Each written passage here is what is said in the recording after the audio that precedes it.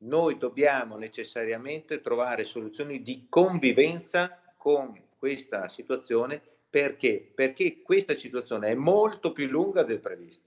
Scendere dalle montagne russe dell'incertezza è questa la richiesta dei commercianti trevigiani di fronte al dibattito sui colori delle regioni e sul possibile allentamento di Natale in fase di studio da parte del governo. Perché le attività, perché la nostra vita, perché le nostre città non si accendono e si spengono con un interruttore. Partita connessa è quella dei ristori con l'esecutivo pronto a varare un terzo provvedimento e con l'ASCOM che fissa un principio generale. Noi dobbiamo considerare i ristori non in base ai colori, non in base alle zone.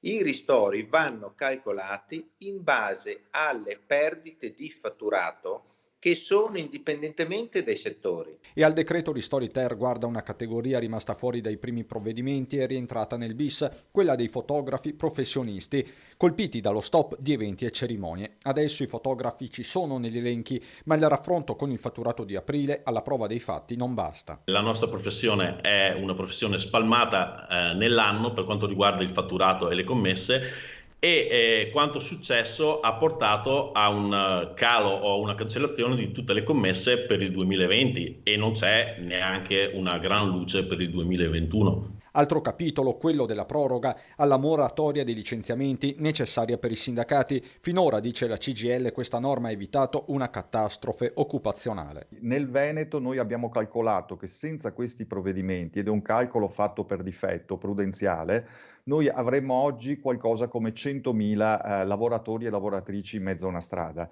Quindi questi provvedimenti, altro che sussidistan, altro che assistenzialismo, sono indispensabili per proteggere i posti di lavoro,